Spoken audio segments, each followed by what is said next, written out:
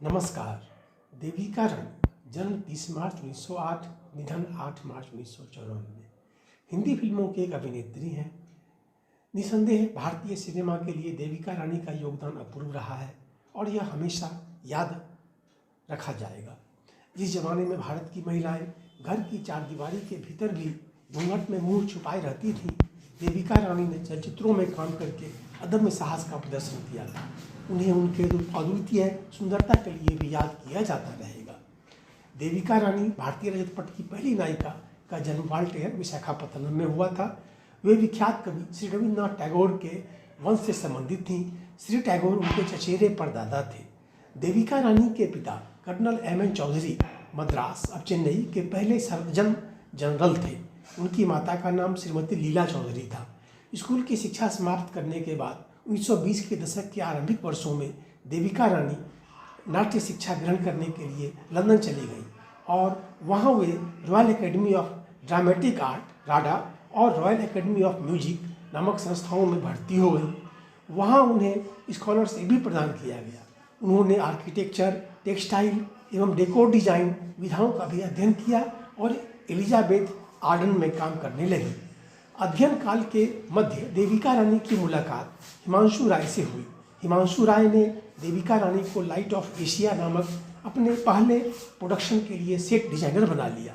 सन 1929 में उन दोनों ने विवाह कर लिया। विवाह के बाद हिमांशु राय को जर्मनी के प्रख्यात UFA स्टूडियो में ए थ्रो ऑफ डाइस नामक फिल्म बनाने के लिए निर्माता का नाम मिल गया और वे सपत्नीक जर्मनी आ गए। भारत में भी उन दिनों चलचित्र निर्माण का विकास होने लग गया था। अतः हिमांशु राय अपने देश में फिल्म बनाने का विचार करने लगे और वे देविका रानी के साथ स्वदेश वापस आ गए।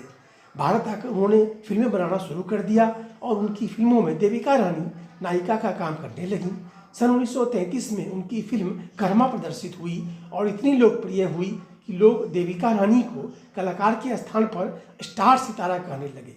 इस तरह देविका रानी भारतीय सिनेमा की पहली महिला फिल्म स्टार बनी। देविका रानी और उनके पति हिमांशु राय ने मिलकर बॉम्बे टॉकीज स्टूडियो की स्थापना की, जो कि भारत के प्रथम फिल्म स्टूडियो में से एक है। बॉम्बे टॉकीज को जर्मनी से मंगाए गए उस समय के अत्याधुनिक उपकरणों से सुसज्जित किया गया। अशोक कुमार, दिलीप कुमार, मधुबाला जैसे महान कलाकारों ने बॉम्बे टॉकीज में काम कर चुके हैं। अछूत कन्या, किस्मत, शहीद, मेला जैसे अत्यंत लोकप्रिय फिल्मों का निर्माण वहां पर हुआ है। सन 1940 में देविका रानी विधवा हुई। कुछ महत्वपूर्ण लोगों द्वारा बॉम्बे टॉकीज से संबंध तोड़ लेने पर बॉम्बे टॉकीज घाटा में आ गया। परिणामस्वरूप देविका रानी को फिल्मों से नाता तोड़ना पड़ा। उन्होंने दूसरी चित्रकार स्वीटोस्लाव रॉड्रिक के साथ सन 1950 में विवाह कर लिया और बंगलौर में जाकर बस गई। देविका रानी का अंतिम संस्कार संपूर्ण राजकीय सम्मान के साथ किया गया था। Thank you.